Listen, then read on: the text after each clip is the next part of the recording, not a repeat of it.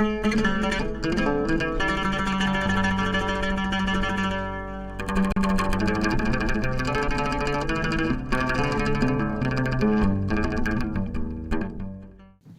Assalamu alaikum. Welcome. And the first thing I would like to tell you is that Somali Week is coming in October. Please follow us on social media to know more about the Somali Week, but also you can know more about what's happening and the program on Eventbrite. And also we are screening the Ayanla movie, which is very, very, very important movie. And also won the African Film Award last year. So please, in order to know more about Somali Week, you can just go to Eventbrite and book whichever event you would like to attend. So this will be one of our last events for the Creative Cafe, and our last one will be within the Somali Week. So today it's a very important day because we have second generation Somali writers, and it's very important to many of us because it's good to see Somali writers who are telling the stories of Somalis, and so we will know more about their stories and their writing style, and also what they would like to share to the next generation of Somali diaspora and also Somalis in general.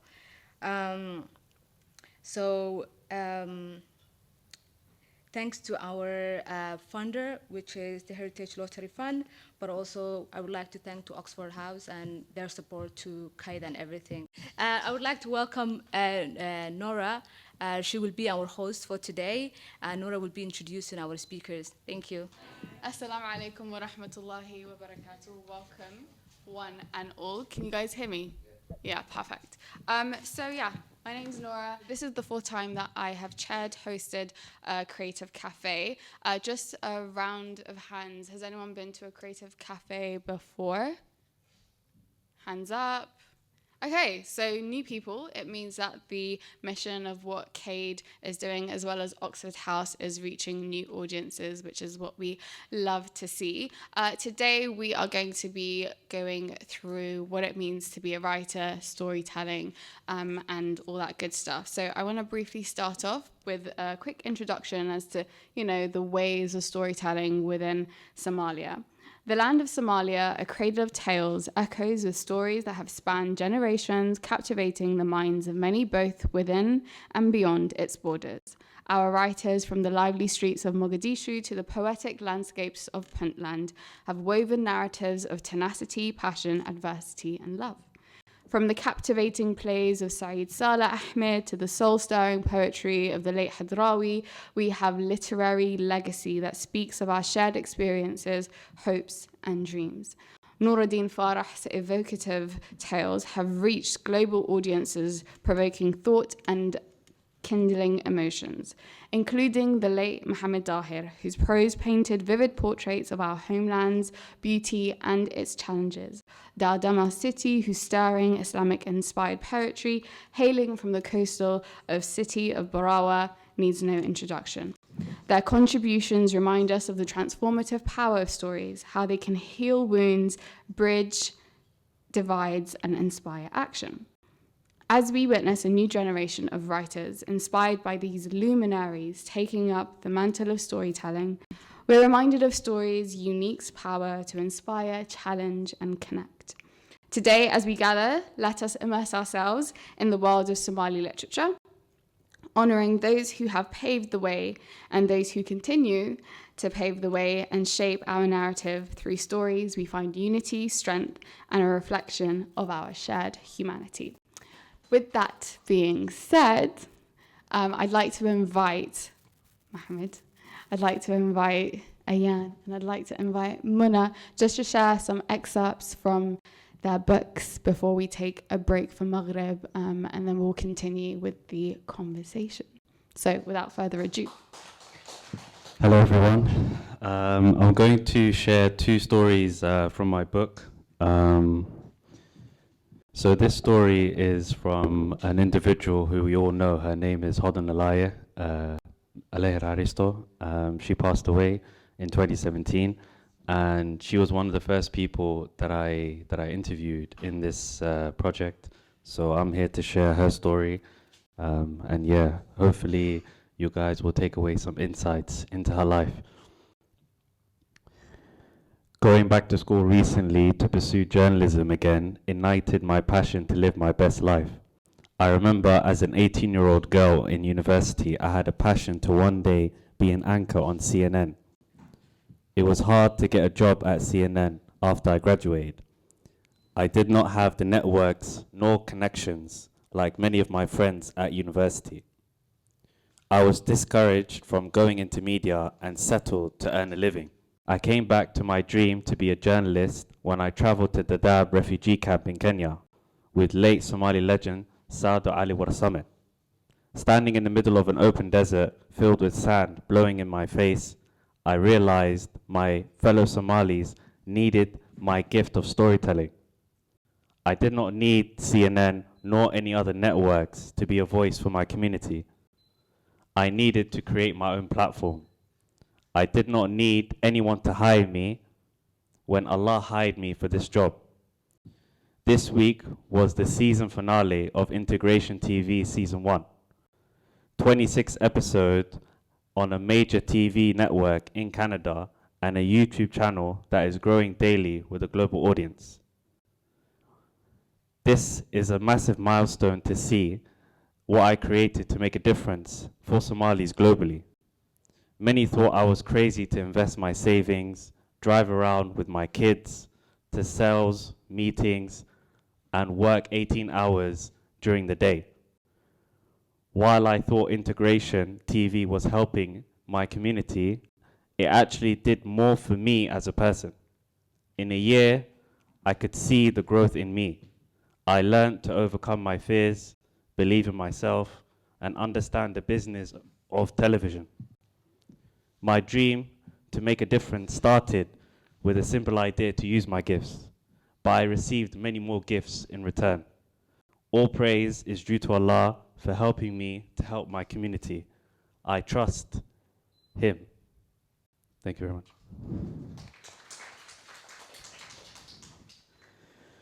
This is another story of a good friend of mine.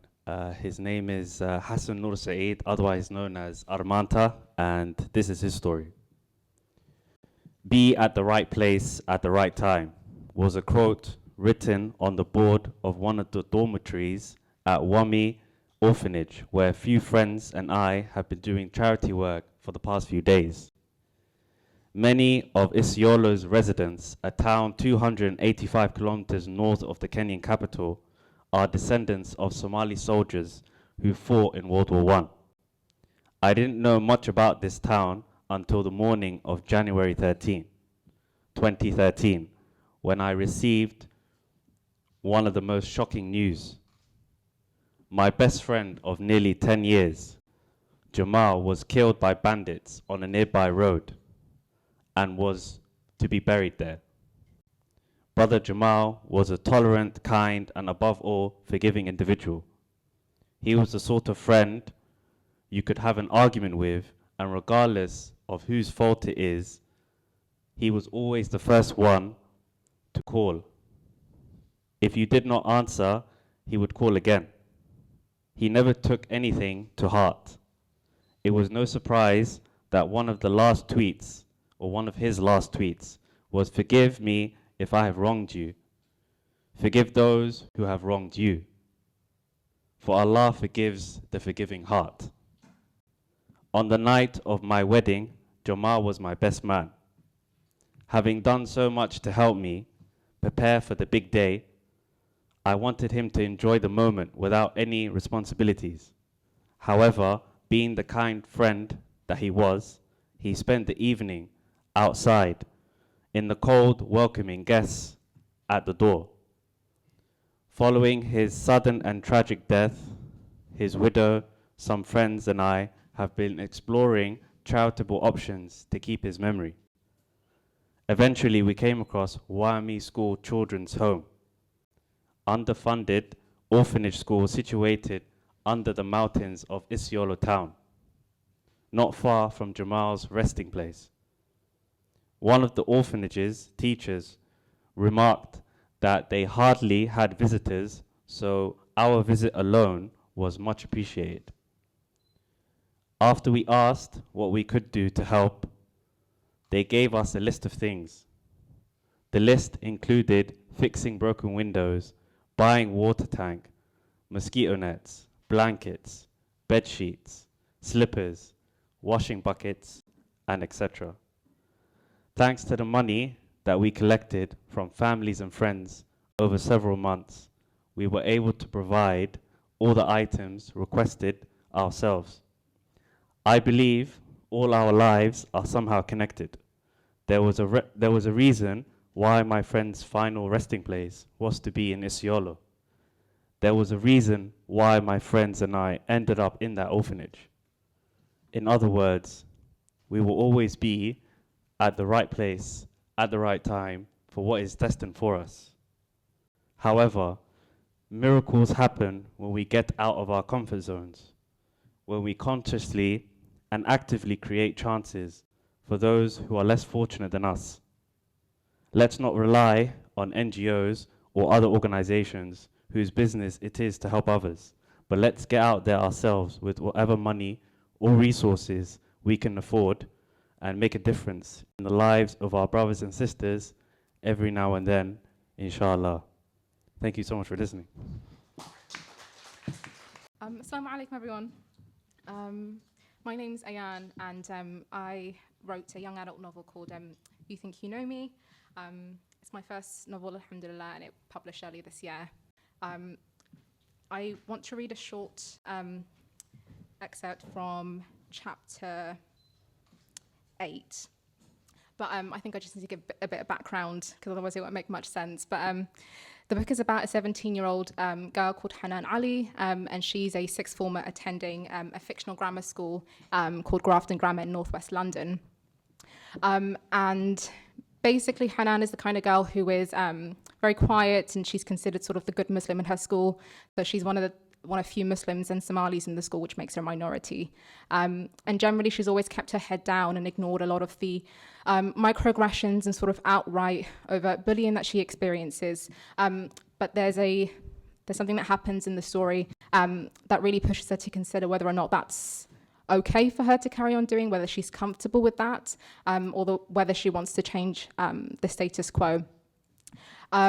So the sort of inciting incident in the novel is that a local man is murdered, and he happens to be murdered by someone who is Muslim, which is something that's familiar to all of us, really.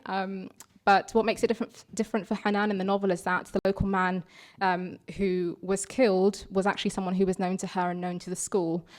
So she starts experiencing all of the microaggressions and bullying that she has done before in the past, sort of on a different level.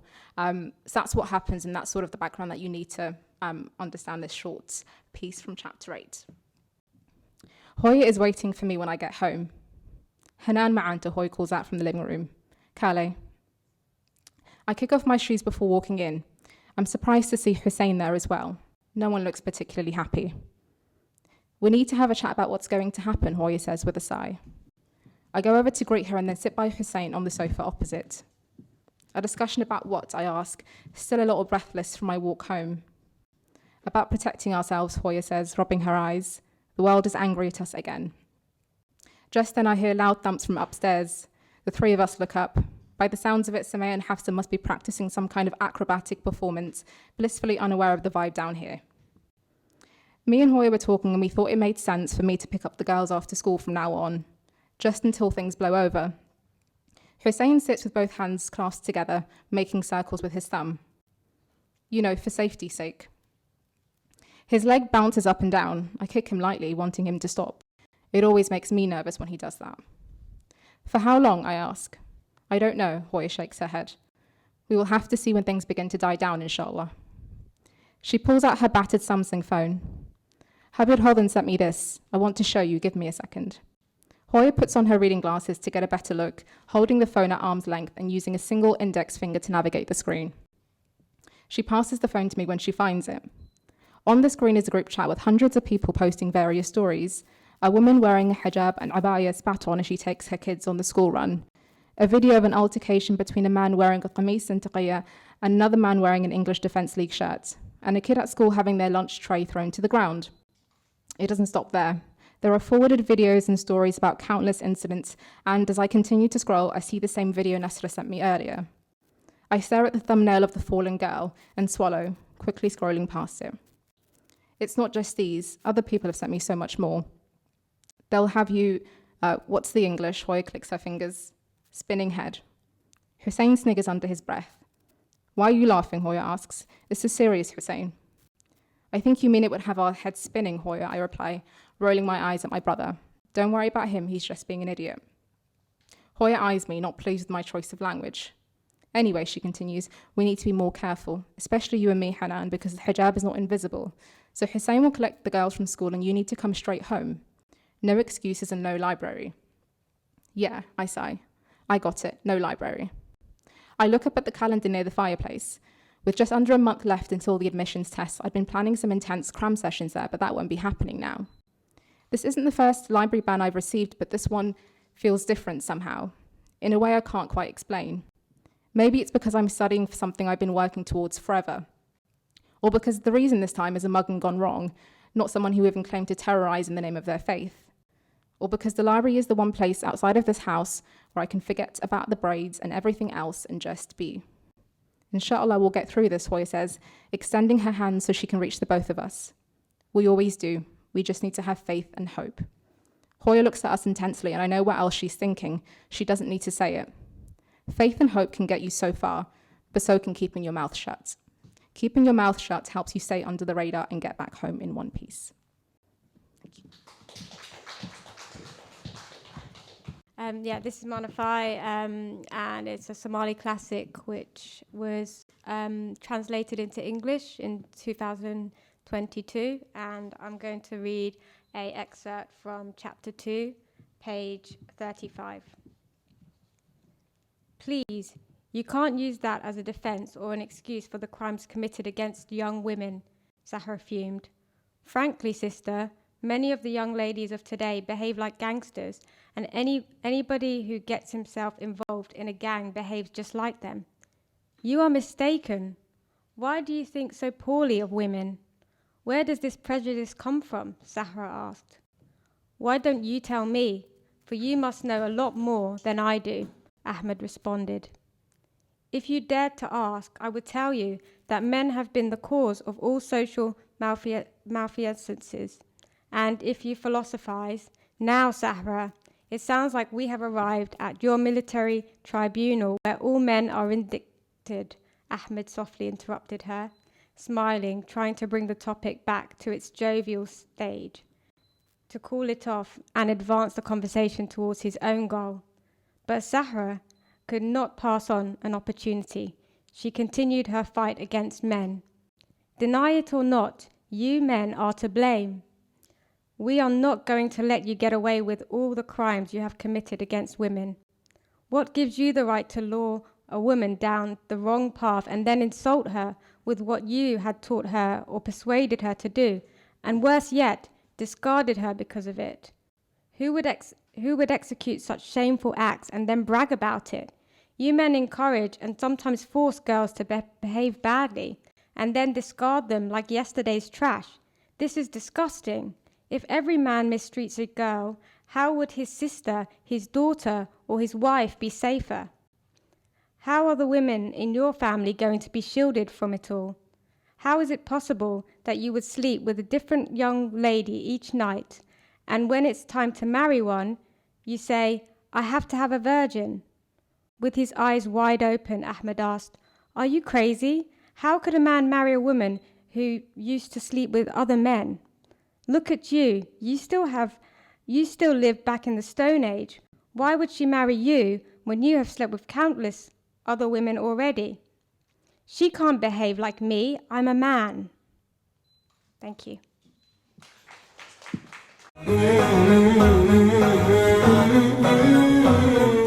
So before we went for the break for Maghrib, we actually had our lovely panelists read an excerpt of their respective writings, or the writings of your late father, the one that you contributed to editing. And I think from those excerpts alone, we get an idea of the power of storytelling and the wondrous talent that, you know, writers, especially Somali writers, bring to the table that aren't often, you know, shared with the general public for the most part.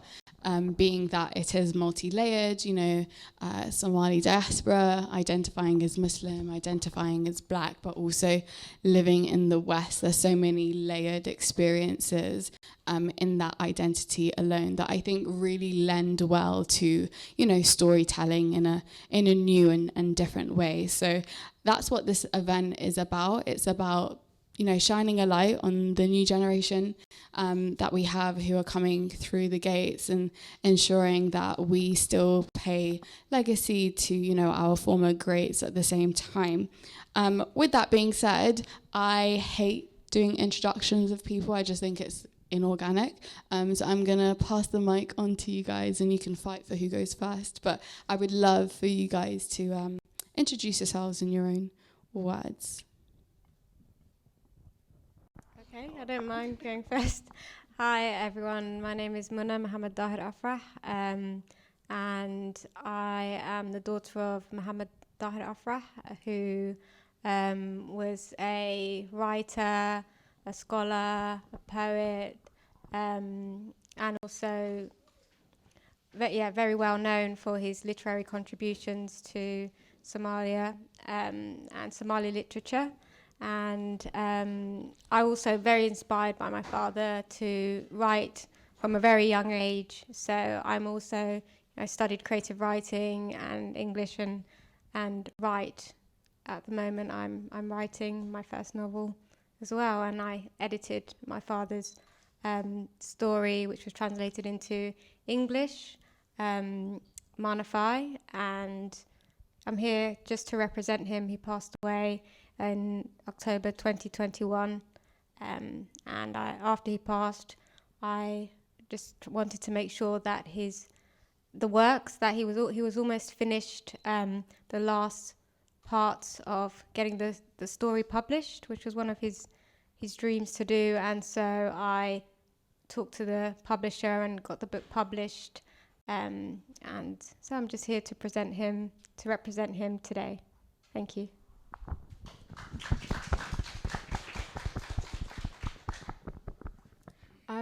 Hi everyone, my name's Ayam Hamoud, and I'm a children's writer.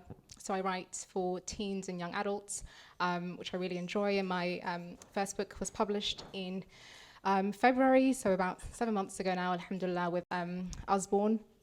I love writing, but I didn't come to writing sort of through a creative route, so I'm very quite academic by background. I studied medicine, graduated as a doctor, alhamdulillah, but sort of have left the NHS now. I work as a medical editor, so editing's, I guess, still a big part of writing, but I like the academic side of that as well. But yeah, my book was published in February. Inshallah, I've got another one coming out next year.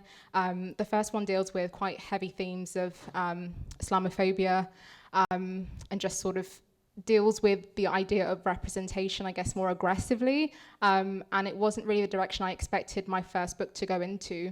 But alhamdulillah, I think it was the one that I suppose I felt I needed to write. But yeah, inshallah, in the future, I hope to branch out into more, into just representation in general and just back away from Islamophobia, because I think there's so much in all of our experiences, and it's not all traumatic. Yeah, we have a lot of in our histories, and we have a lot of generational trauma and a lot of things that we deal with because of our faith. But inshallah, I think there's so much more to explore in terms of culture and in faith. So yes, I hope to do that in the future, inshallah.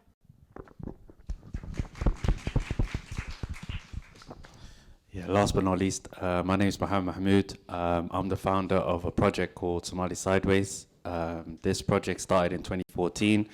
And the main purpose of this project was to change the misconceptions on how the world views the Somali region, the people, and the culture as a whole, to change the negative perceptions. It started off by taking photos of Somalis standing sideways, and I would share them online. and gather individual stories from people, and it shifted towards photo exhibitions. I have a photo exhibition in East London during Black History Month from the 5th to the 28th of October, and I've done a number of photo exhibitions, and then it shifted and evolved into publishing books and people's stories that I've gathered. I've interviewed over 8,000 Somalis from around the world, different stories, and my main objective and purpose is to shift mindsets and change negative stereotypes and perceptions of Somalis. I hope that I'm doing a good job, but if not, I would like to do more, inshallah.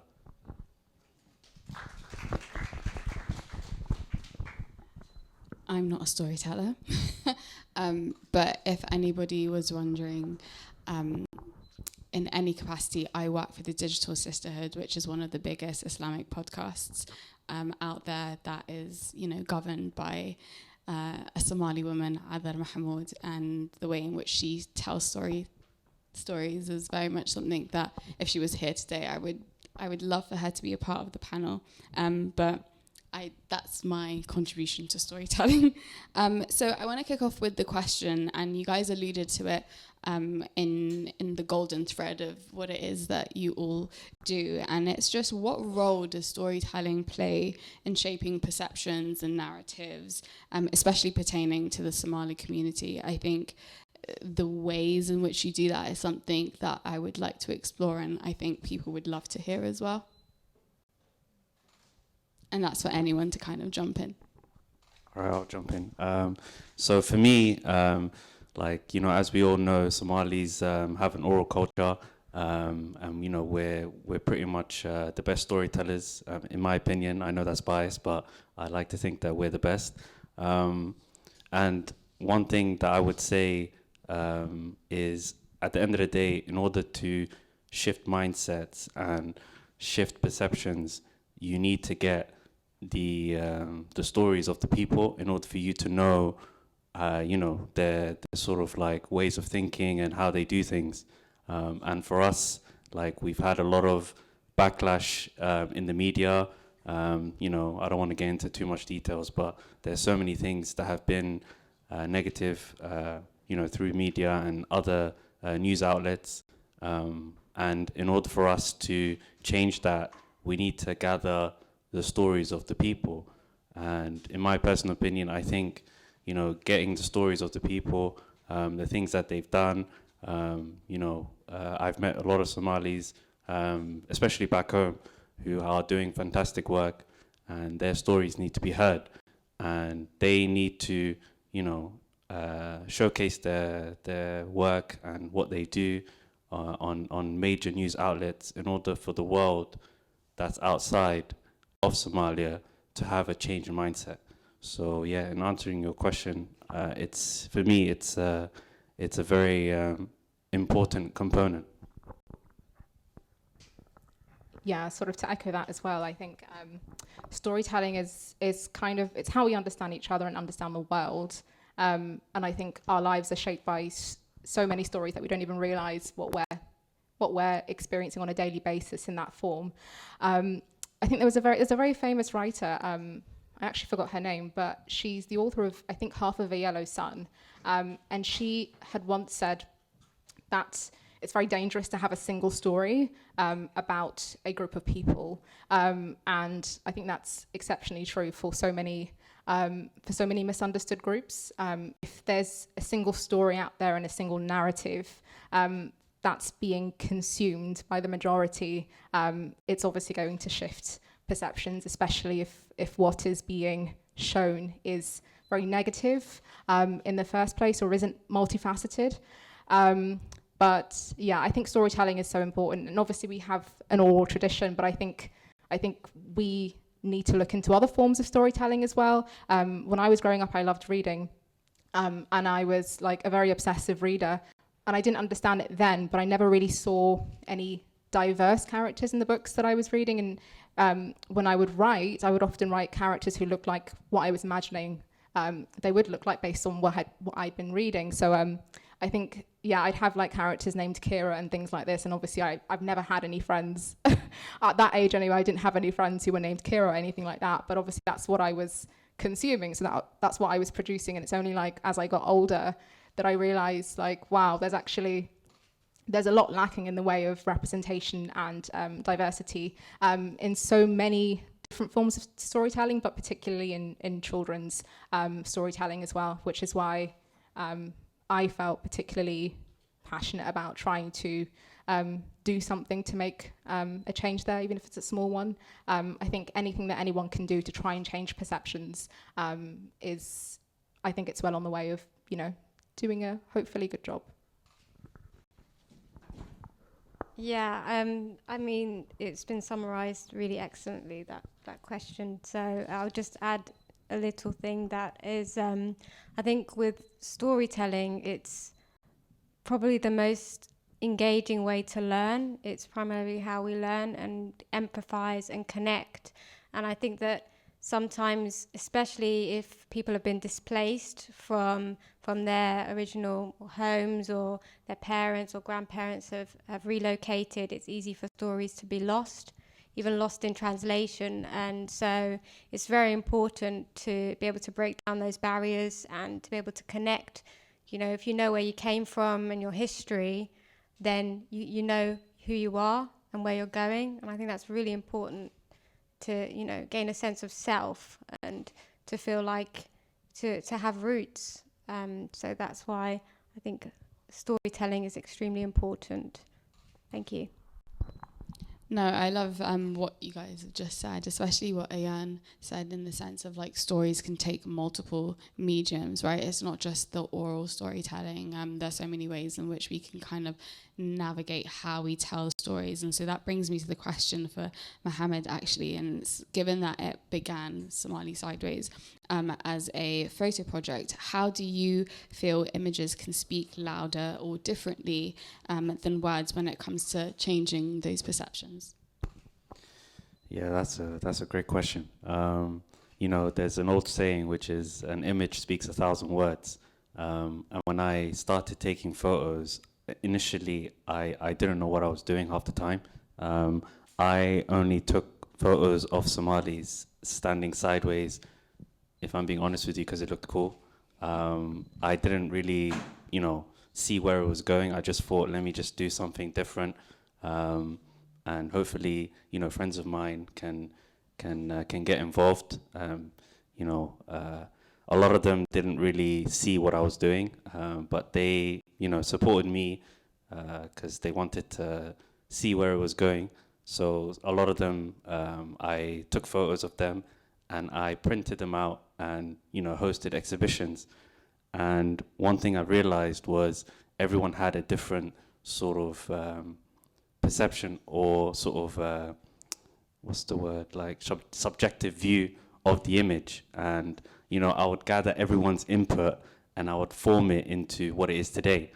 And, for me, the way I see it is everyone has a story and, that's the side that's visible to the image and to the individual. So people can vouch for the type of person that they are, their personality and their character. And the side that's hidden is only a certain aspect of a story that as a person that no one else knows. So I'm sure everyone has a certain story that they keep within themselves and they don't really share with anyone. So yeah, that's how this whole project started initially. And then it shifted into many different forms. I realized that, art is subjective and everyone has their own sort of viewpoint. But one thing I realized when I started hosting exhibitions, I would get so many different viewpoints. So like I said, I formed it all together and I made it sort of what it is today. Yeah, no, that's great. So obviously we have modern storytellers on the panel, but I kind of want to just take a step back and acknowledge the work of your father, because I think it's really important to play odes to the ones who have kind of like carved a way for us to be able to, you know, learn from the truths and the lessons of the past. And so it would be a great honor if you could actually just talk about your father's works and how he played a significant role in illustrating, I guess, the socio-political climate in Somalia, and how that actually is still something that we still talk about today. Yeah, sure. I think that's a great question. So when my father wrote the book in the 1970s, it was just after it was after the 1960s when Somalia got their independence. But then like that kind of initial excitement was beginning to cool down, and there was quite a bit of political divide. And so when he wrote the novel, he wanted to highlight a few things that maybe were quite controversial to talk about, in terms of the way that power and government were corrupt in certain ways. And he wanted to also highlight the divide between the urban society and the rural society, and how that divide impacts families and the general feeling in Somalia, and also the divide between the poor and the rich. And so those were issues which, because it was only quite recently, I think it was in 1970, when Somali started to be written in Latin, like in the way that we see it now. So his novel was the second novel that was published and written in the way that we see it today. And so it was kind of giving him a voice to be able to highlight the issues that maybe people were feeling but were quite controversial to talk about. And I think that was a really important, really brave thing to do.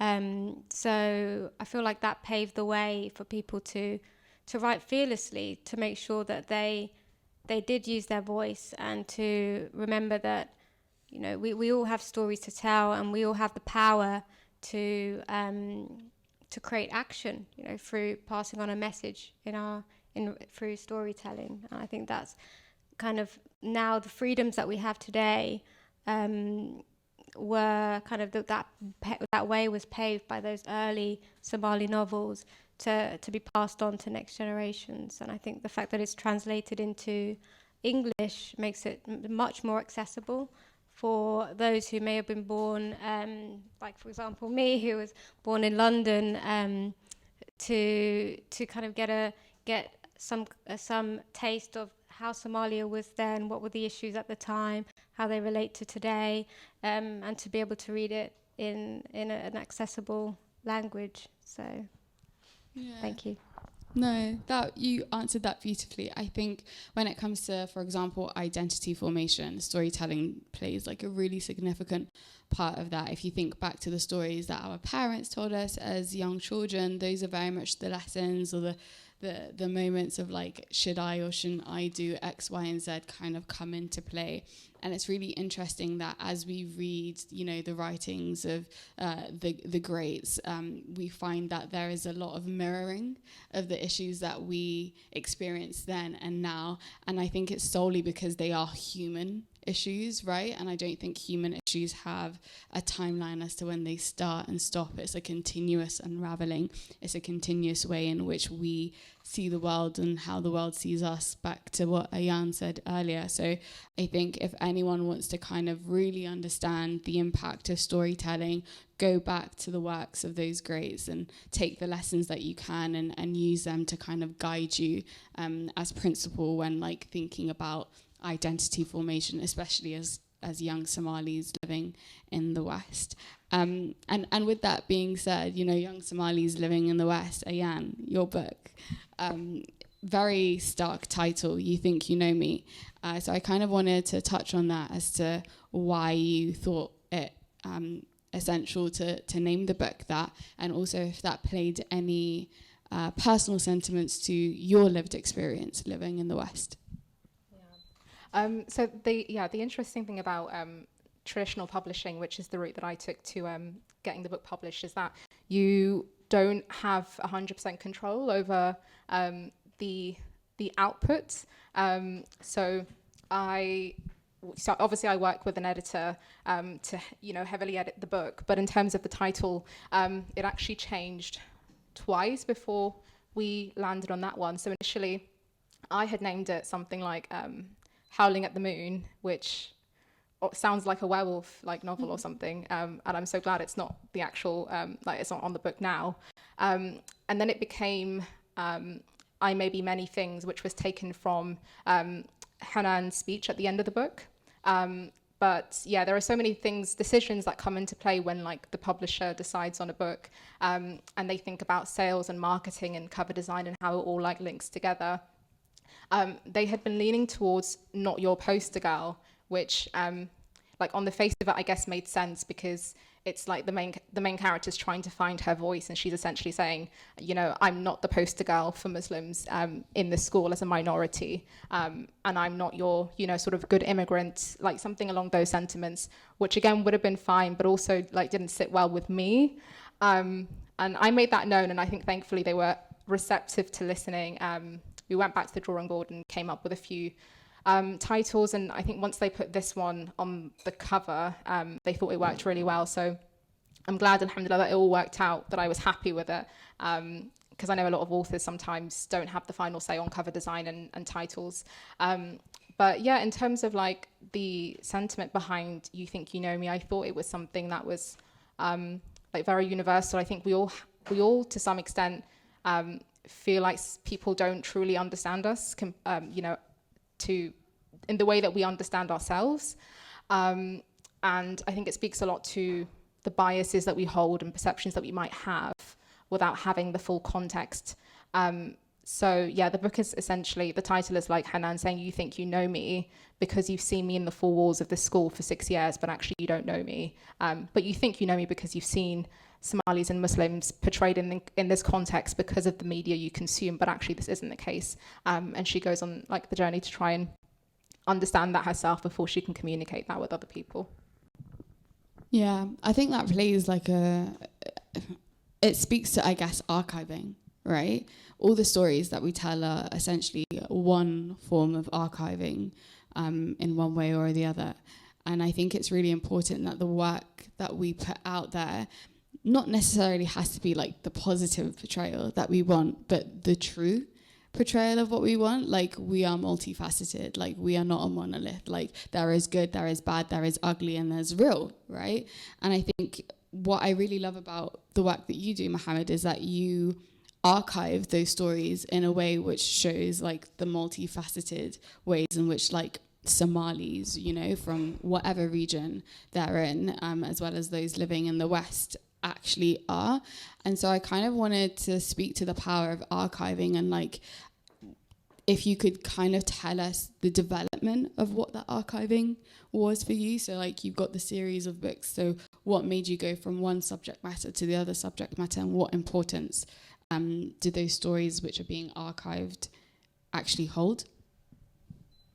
That was a lot of questions in one. So. Yeah, there was. Hopefully I'll answer them all. But so one thing that I looked into was I looked at the things that were all related in sense of subjects like civil war, for example. I'm sure a lot of us can relate to it, moving into a new home and starting from scratch, and certain other subjects as well. But what I wanted to focus on as well is the things that aren't really talked about in our community. And like Nora said, I was sharing the good stuff, but I was also sharing things that were reflective and things that we as a community need to do more in. And I would shift it to different types of subjects here and there. And, initially I focused more on Somalis from the diaspora. And then, there was a group of people back home that was what about us? And, and it made me kind of think critically, because how am I doing a project that focuses on Somalis, but I'm not gathering the stories of Somalis that are in the region, specifically. So I made it upon myself to go there and to, gather as much stories as I can of different Somalis doing many different things, things that aren't really talked about, things that are talked about, but deserve recognition. But one thing I realized that out of all the things that, of the people that I interviewed, majority of the people were Somali women, and I would say maybe 70% of the 8,000 that I interviewed. And I thought to myself, okay, maybe it's because, women are more able to express themselves than men. But one thing I also realized is I should have a book that focuses on the stories of women in all forms, since majority of them were women that I interviewed. So that was when the idea of, publishing, the Somali Sideways Women's Stories came about. And that's when I thought, okay, let me gather stories that I think deserve recognition, and also ones that, that every Somali woman globally know and are doing good work. So that's when I decided to pursue that subject. And also I'm working on something new that I think hopefully it will change the lens of how, we see ourselves, and if there is an issue at hand, we should talk about it more. But I don't want to delve into that as much yet. Thank you. With that, I kind of wanted to pivot over to Minna, because I think the way in which you're engaging with, writing and storytelling is through obviously going through the works of your father. And I can only imagine how deeply personal that journey must be, because you're also discovering things for the first time, right? Are there any particular messages or themes whilst kind of going through Mana Fe as like a body of work that speaks to you deeply today that you want to kind of explore more potentially? Yeah, thank you for that question. I remember reading it and in detail because, my father was quite private with his work. I knew it was really important to him, but I'd never had a chance to, or I guess I'd never taken up the opportunity to really delve into his works and the impact and what it was like. Sometimes we look at the past generation and see a divide and think, well, it must be very different from what we see today. But it really struck me reading it that a lot of the issues that he spoke about were things that were prevalent, extremely prevalent today. And it felt like I was reading something that was written yesterday. That's how relevant it was. And I felt like what really struck me was when he was speaking about the way that power can be used to, or really the way that government or anybody who's in power can kind of have a hypocritical message where it's like they do one thing, they say one thing and do another, and they're very well aware of the kind of the underbelly of what's going on in society and yet use that to their advantage. And I think that the reason my father wrote that way, the way that he did, was to incite action for change. I think at heart he was quite revolutionary in that way. I think so. For me, it kind of stirred a feeling of, he has passed on now. His message will live on and be read by other people. But I think it was really a message that he wrote when he was a young man himself. So he was in his early 20s, and it's to incite that kind of, it was like a message towards the young people of today that we do have the power to do something about it. And I can see it happening. It's not that no changes have happened, but it's that the message is still as important now as it was then. And it really stirred that kind of motivation to make changes, or to at least try, I think. So it really impacted me in that way. Thank you. That's great. And I kind of want to stick with you as well, just because obviously there's the element of translation, right? And I think when we talk about the identity formation of Somali folk, language is such an important element to it. It's almost like the battle between like Hoya Matalos versus like, you know, the ones who actually speak the language or the dialect, etc. What was your experience translating that, and how impactful do you find it to actually translate those works so that people like myself, who are Hoya Matalos, can actually understand? Thank you for that question. Yeah, I mean, I had to. So some words I would come across that I would research and look up myself, and I was extremely fortunate because I had a great archive of my father's colleagues and associates, fellow novelists, and to ask and to make sure, because my father was quite particular in maintaining or staying authentic. So I wanted to meticulously ensure that nothing was lost in translation. So it did take a lot of research, a lot of emails that I sent out, a lot of conversations with the right people. For example, his colleague at SOAS University, who helped him with the PhD thesis. So I learned a lot, to be honest, from it was extremely helpful for me to read it myself and to be involved in the translation, because there's a lot of things that I learned, the nuances in Somali language. You know, the way he wrote was, for example, the dialect of certain different places, as most of us know, changes in terms of from where somebody is from, or which areas they may live in, and that can also impact the language as well. And I really didn't want that to be lost in the translation, so we had to do a lot of work behind the scenes in ensuring that nuance was sustained in the translation, and I feel that we did achieve that. So, thank you. Absolutely. Just from the excerpt that you read earlier, that could have, been written by anyone, essentially. Like the line about I can't remember exactly what the line is, but like, why do you hate women or something like that, right?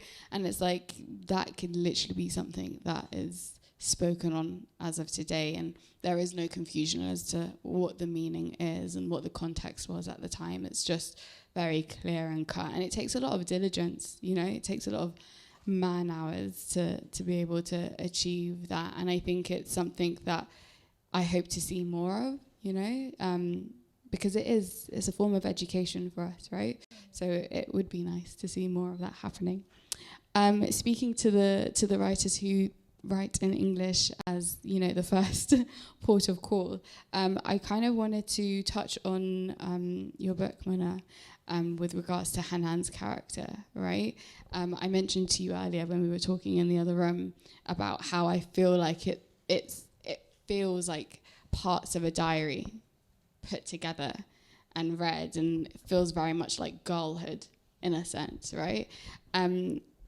Were there any truths to the stories within the book that parallel to your life? And if so, why did you feel it was necessary to portray?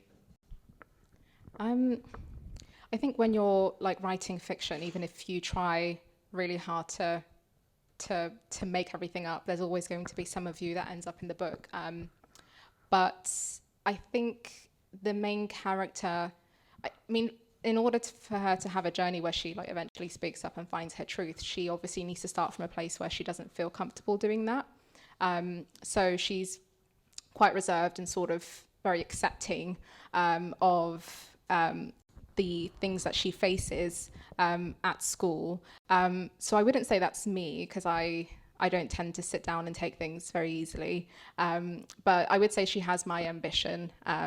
She's definitely very ambitious like me, and like me at 17, she is sort of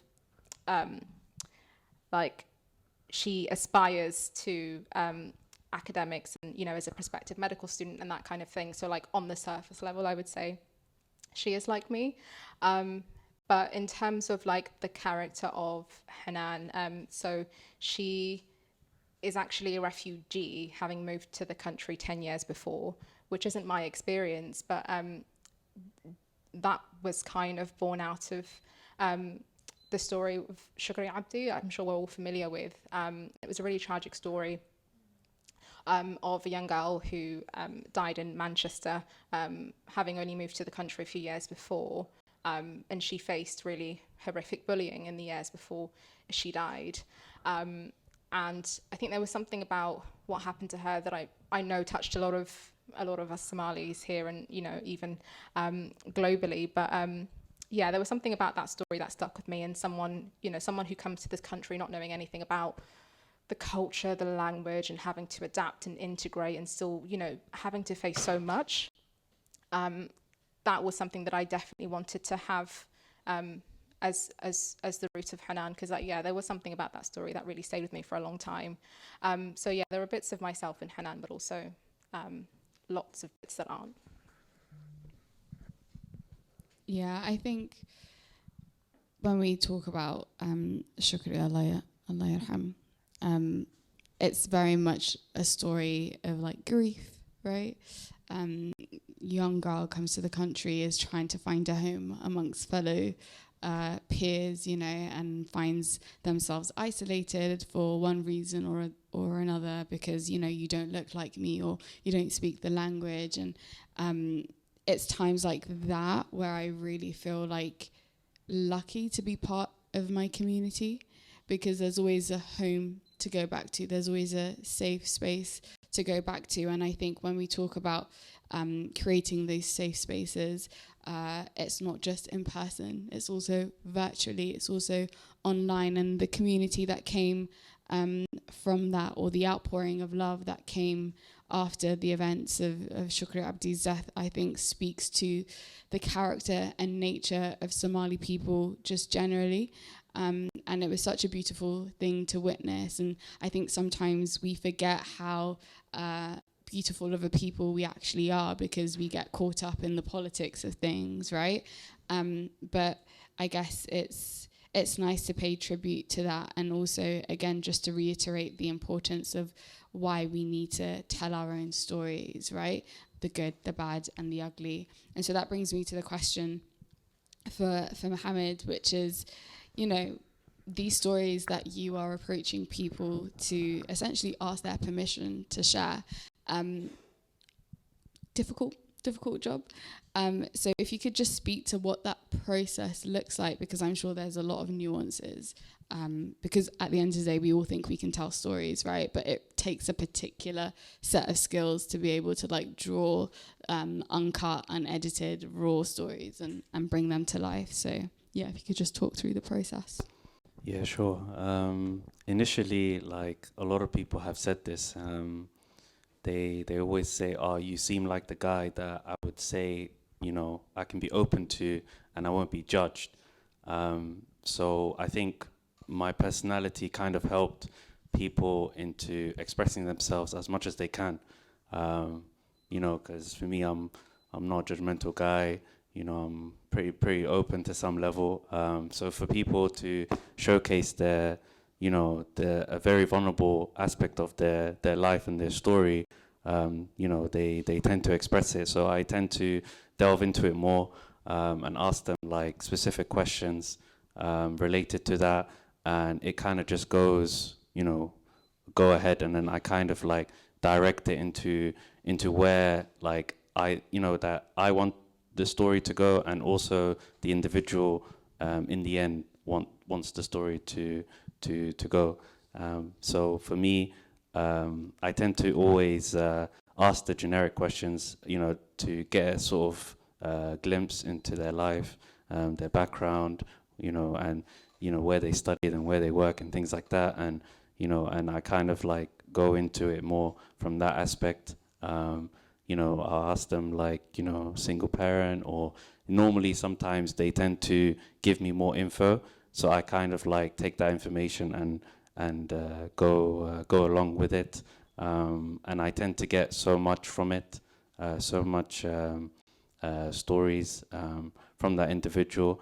And what I do is, so before initially I would record the conversation, obviously asking the participants' permission, and then they would talk about it. And then while it's recording, I also make notes highlighting certain things that I think that I want to go back to. So when I'm listening to the recording, I'll be like, okay, so this is where it is, this aspect of what I wrote down, so that I know and I have a sort of mental note as to where each part goes.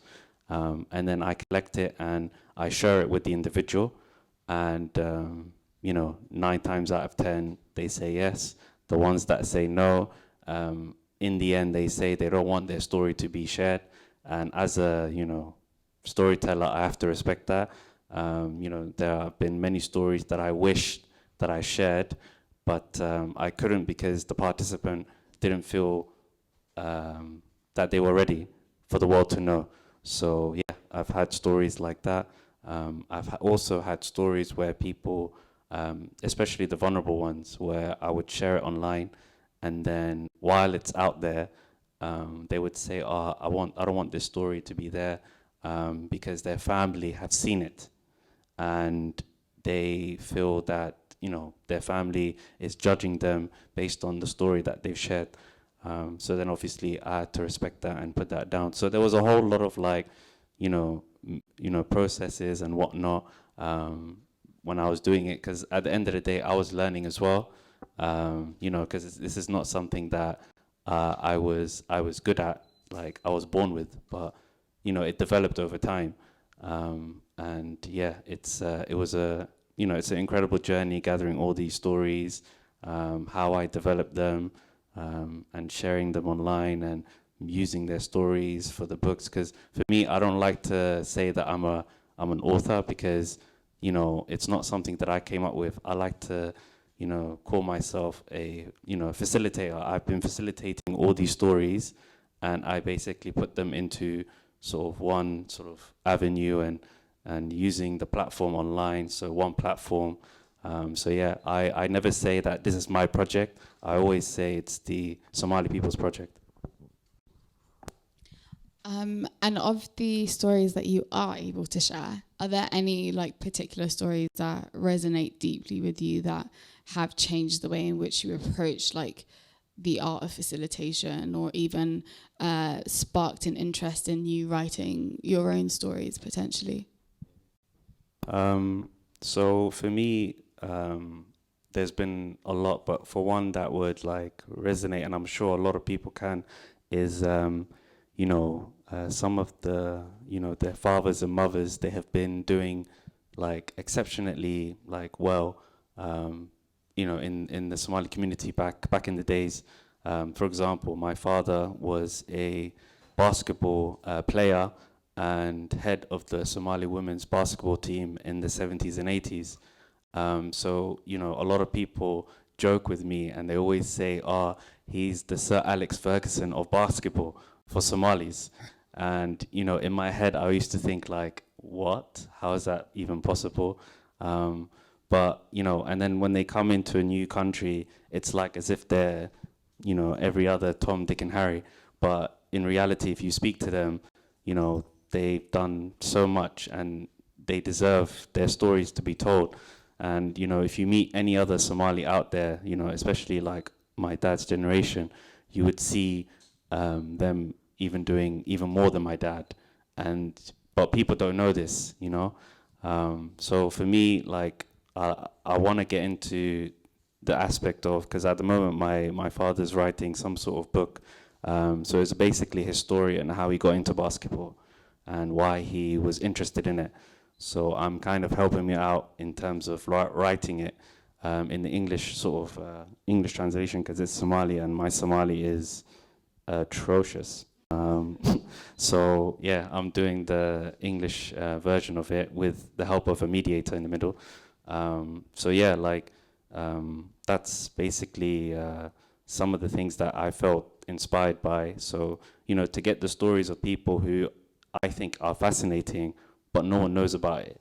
So yeah, I feel like it's a responsibility for me to, you know, if they would like their story to be out there, for it to be out there, and for people to know about their story. So yeah, like that's pretty much what, like one of the things that inspires me. You know, not just my dad, but many other people who have been doing fantastic work, but no one knows about. Yeah. Thank you. I think we have time for one more question. One more question. I don't want to go the typical route of like, tell us how you got into writing.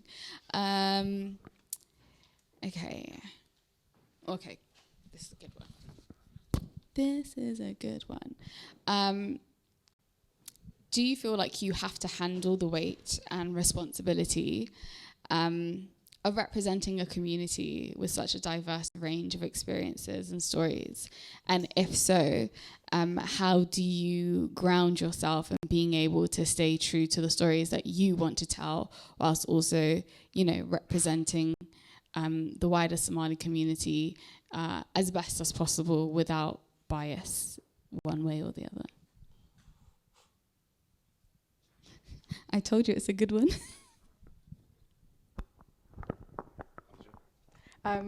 Okay, yeah, I'll go first. In terms of responsibility, I will say personally for me, a little bit, I did feel that because I think some people don't take children's books very seriously, but I think anyone who loves books can always, like when they think of a book they love, it'll often be a book that they read when they were a child. So for me, I knew children's publishing was really important. And I've never really read, I mean, as a child, I never read a Somali character growing up in a young adult book. I think recently I've started to see some Muslim representation. But, you know, the Muslim experience is like on a spectrum, right? And I'm not seeing it where I would like it to be. And I'm sure that would represent what a lot of other young people are thinking as well. So in that respect, I felt some responsibility because I was like, it's coming out with a big publisher and I want to do a lot of people justice in terms of making sure that representation is true for as many people as it could be. So yeah, I did feel that. And yeah, I think it's the way to deal with it for me, I think it's just to make a lot of dua and just, you know, I think for me that's trying to find the guidance where you can. And for me, my family as well, because I think when things get a bit too much for someone, I think like writing creatively sometimes can be a bit intense because you end up going in your own little bubble. But alhamdulillah, I think like having a good support system. So for me, my family was that. Just to add a little bit onto that was really great. I definitely agree.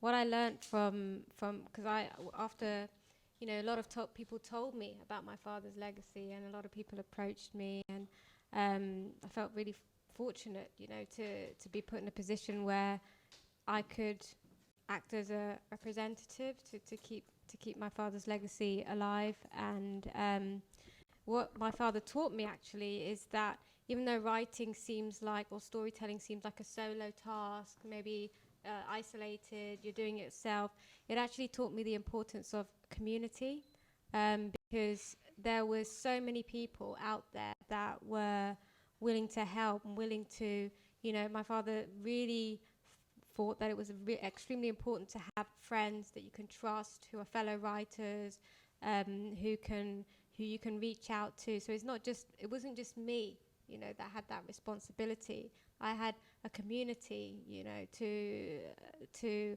kind of like a fountain of knowledge just to dip into, because I think that we are stronger together as writers. I think creativity is definitely not an isolated task or an isolated venture, and that primarily taught me about community and that importance.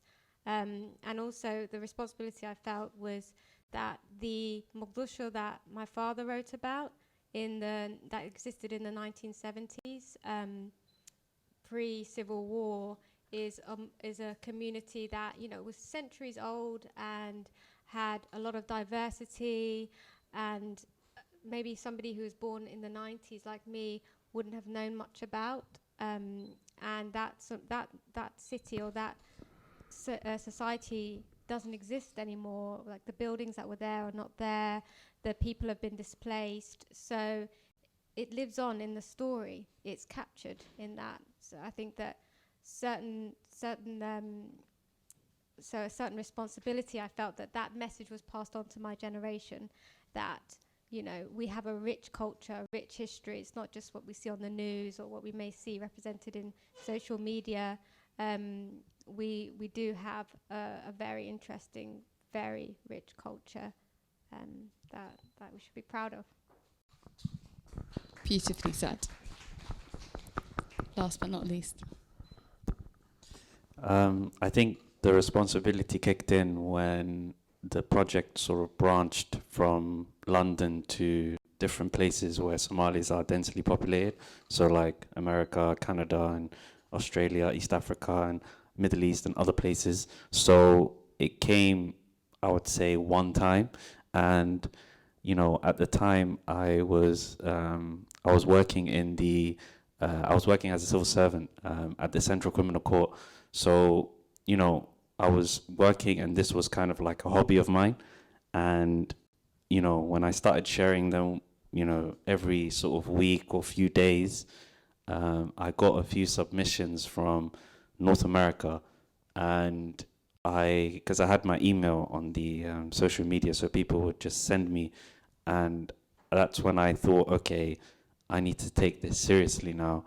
You know, people have been sharing all kinds of stories, achievements, vulnerability, and I thought to myself, okay, I need to take some time into this, see where I want this project to go, and that's when I thought, okay, let me accept submissions from different places in the world, and slowly but surely, I would select sort of different subjects. So one aspect of a story would be civil war, another would be about family and motherhood, or another one would be about, you know, nomadic travel, another one would be about education, academia, you know, another one would focus on different other things. So I would basically start collecting all this and start sharing it day by day and week by week.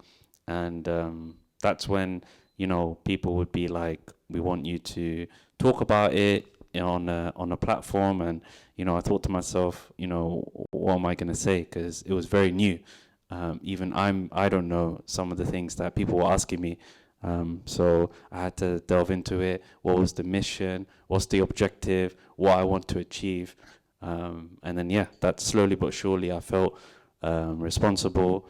And, you know, when people would share me stories, I would always say, are you sure you want this to be out there? Do you have any like issues with what you're sharing with me? And things like that. So yeah, like I said a few minutes ago, people would share with me certain stories of themselves, and they don't want it to be shared in the end. So yeah, like I felt like this is a huge responsibility even till this day. You know, yeah, I hope I answered the question. You did. And that brings us to the close of this creative cafe. I just want to say thank you to all the panelists for being on board and being able to so eloquently and thoughtfully answer the questions. I'm hoping that you guys all took something away from today's event. Before we hop off and get into mingling and buying of books, we've got a QR code there. So if you just whip out your phones, take a picture, it will take you to a survey where you can leave feedback about Cade, about Oxford House, and just about this creative cafe. And this goes towards helping the team be able to put on more events like this for the future and bring to you things like Somali Week Festival. So yeah, Jazakallah khairan. Thank you again. Appreciate you. And let's give a round of applause for our panel.